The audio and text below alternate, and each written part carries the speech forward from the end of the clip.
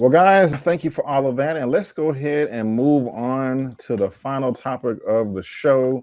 It's doing well, breaking all kinds of records, and I'm here to talk about it. I'm ready, guys. I'm ready. And that is this Loki Disney Plus series. Loki Disney Plus. It is one of the best shows out right now on Disney Plus. And I got the article right here. This is from Screen Rant. It says Loki was the most watched premiere of any Marvel Disney Plus show. Loki earns the title of the most watched premiere of any Marvel show on Disney Plus, beating out WandaVision and The Falcon and the Winter Soldier.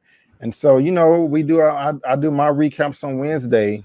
Elliot does his on Thursday, and Lamont does his on Wednesday as well. We all love the show. But I'm gonna come to you first, Elliot, on this, man. How are you feeling about this news that it's beating Falcon and Winter Soldier? It's beating WandaVision. Do you think that this is just momentum, or do you think it's because of the character of Loki and he may be more popular, or what do you think about this whole thing, man? Let us know. Yeah, I mean, this just speaks to a lot of people saying, I'm not excited for Phase 4 after Endgame. Where do you go? And as WandaVision, Falcon, Winter Soldier, now Loki has proven people are still hungry, myself included, for MCU content. And I think this actually bodes well for something like Black Widow, which I thought lost a lot of momentum, but it still shows that people are excited for Marvel properties. And this is going to be the first Marvel film in theaters. So I think Black Widow will do fine, but just speaks to Phase 4 has just grown into what we expect it to be, man. I expect the next Disney show, I think it might be Hawkeye, or maybe it's Miss Marvel, She-Hulk. I can't remember the order of it, but expect that to be the most highest watched Marvel show. They just keep building off of each other. They have nothing but great, stock with the audience. We always, even though they have some films that maybe don't work, but it's still like everyone wants to know what's next. The whole thing, I remember when Kevin Feige announced that watching these shows would be a critical part of Phase 4, that if you miss a show, you might not fully understand what's going on in a Doctor Strange and a Spider-Man 3. So I think people at first we're like, oh, I don't want to watch a show and not know what's going on. So now it's like people are like, well, I need to know what's going on. I want to know what's going on. Everyone getting excited about the multiverse. So this is the show that obviously is going to open up that conversation. So I think it speaks well to the stock that Marvel has grown with the audience on a platform where we know every weekend there's something to watch on Netflix, there's something to watch on HBO Max, or something to watch in theaters. But people, when they see anything MCU related, they're running straight to the TV to enjoy their content. And I think that's going to speak also, like I said, to Black Widow when that drops. So no surprise there. And it's a good show. It deserves the numbers because it's really, really awesome. Right on. And Larry, before I come to you, since Elliot was just talking about the numbers, let me go ahead and just bring it up real quick. In a fandom post to Twitter, data shows that Loki was the most watched premiere of any Marvel show on Disney Plus. According to the data, the first episode of Loki was streaming by 890,000 U.S. households. That greatly surpassed The Falcon and Winter Soldier, which received 759,000 households, as well as 655 streamed for WandaVision. Though these numbers do not account for mobile views, they still offer some great insight into the latest MCU popularity. And if you want to view the full tweet below, there you go, right there from Fandom. And it says via Samba TV. I'm gonna talk about that next. But yeah, Larry, how you feeling about all this, man, and also those numbers specifically? I mean, I'm happy for them, and I don't think the numbers mean a whole lot in comparison to the other shows because, like you were saying, I think a lot of it is momentum. Just people started off with WandaVision. They became aware of the Disney series. Like, we've known about it because we've been talking about it. We've been excited about it, but the average person may not have known before WandaVision that there were Disney Marvel series coming out. And so now that they're aware of it, they were sort of checking for it already.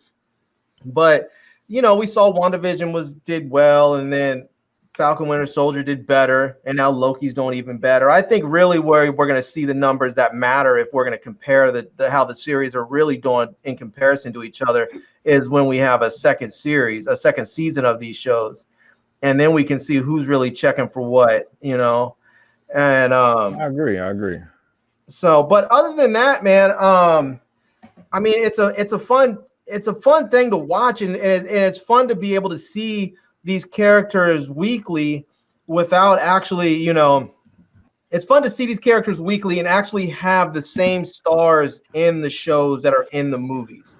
Yeah. Because oftentimes when they move from the big screen to the little screen, they had always recast when they've done it with other stuff. And so it's really great to see these characters on the little screen as well.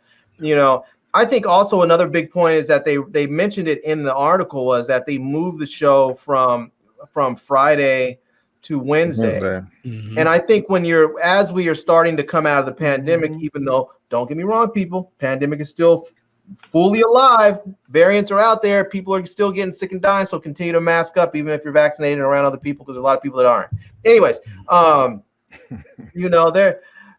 if as people are starting to come out of the pandemic and going out more, going out to eat, going out to clubs, going out to parties, concerts, hanging out with friends, all the stuff that people did in their past. A lot of people are not sitting at home on Friday night watching TV. A lot of people are out and about. And so moving this to Wednesday in the middle of the week when people are actually at home, I think has probably helped a nice little bump too. Right on. And before I come to you, Lamont, I'm sorry, guys, I didn't send y'all this part of the article. This is actually the who ran the numbers. Deadline, and this is in the description box, but Deadline, Loki's first day viewership scores, it says per Samba TV. And they're kind of like Nielsen rating, to my understanding. But right here, clearly the growing number of households turning in day one proves that Marvel Disney Plus series are growing in momentum, report says by Samba TV. And so again, if you're watching this via live or in the chat, the replay, there's a link to both of these articles down in the description box below. But let me just bring up what that said specifically about that. And Samba TV previously clocked 1.7 million households returning the Falcon and the Winter Soldier for the first weekend and 1.6 for the 3-day weekend of WandaVision. Samba TV measures streaming viewership in 3 million terrestrial smart TV households for at least 5 minutes. One non-Disney studio insider complained to me that Samba TV's numbers don't tell the whole picture because they don't include mobile viewers. Those streaming services have no room to talk. Just report your viewership numbers and stop whining. I guess that's kind of, I should have, that is not part of the thing. But Lamont, how you feeling about all this, man? How you feeling? I agree that part of it is momentum. I do agree that part of it is love of Loki. And I do agree because when I was out walking my daughter today, I met, ladies and gentlemen, a 62-year-old Marvel fan. She's a lady, an Anglo-Saxon lady, walking her 3 dogs trying to impress my daughter.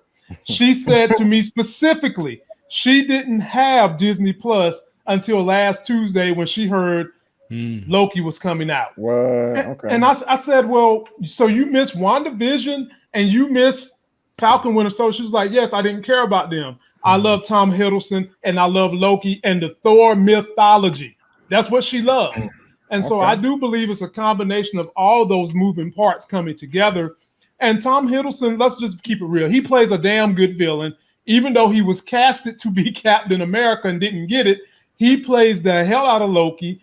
I didn't really care for the fact when they first started the MCU that he was Loki because I was kind of wanting them to go with someone bigger, but I had to eat crow quickly, and I don't like to eat birds. And he has done a damn good job of being Loki. And where they're going with this story and setting us up for the multiverse, setting us up for the TVA, setting us up for a big shootout between the Celestials and the Timekeepers. I see that coming.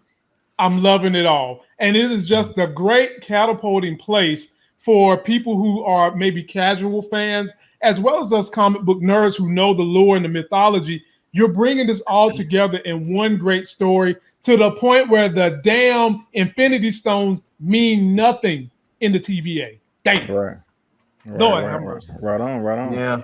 Yeah, man. All good stuff right there. And guys, again, if you want to, read these articles, they are down in the description box below for you to check out at your own leisure. And I think Lamont is I'm sorry. Zia Latrice said in the comment section, she said villains are more popular.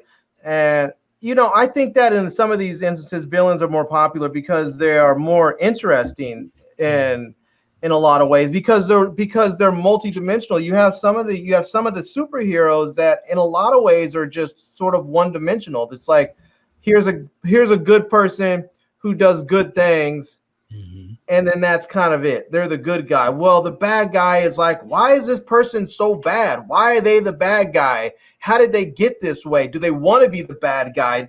Are they trying to be good and they just keep screwing up? There's all these different things you could talk about with bad guys, and good guys are often presented as one-dimensional, which is one of the reasons why I'm not always the biggest fan of Superman, because he often comes off as really one-dimensional, as just the good guy. He came here from another planet, he's strong and all the other stuff.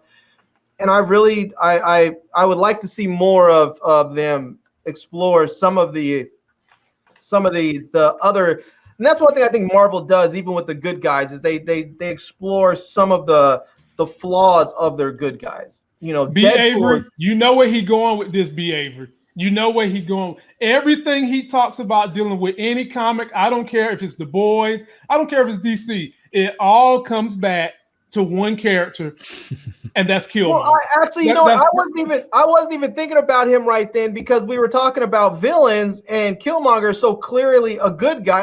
He wasn't even in my mindset. I wasn't even thinking about him. I was actually going to talk about, I love the fact how complicated they make, characters like Deadpool, because he's a good guy but does bad things sometimes, and he's not your typical good guy. And I think that Marvel does those characters really well, and I think that oftentimes other people out there, it's usually only their it's usually only their villains that are that interesting. Oftentimes their heroes are kind of boring.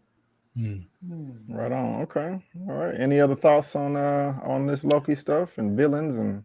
No, I was going to say kind of Killmonger is the rightful ruler of Wakanda. Okay.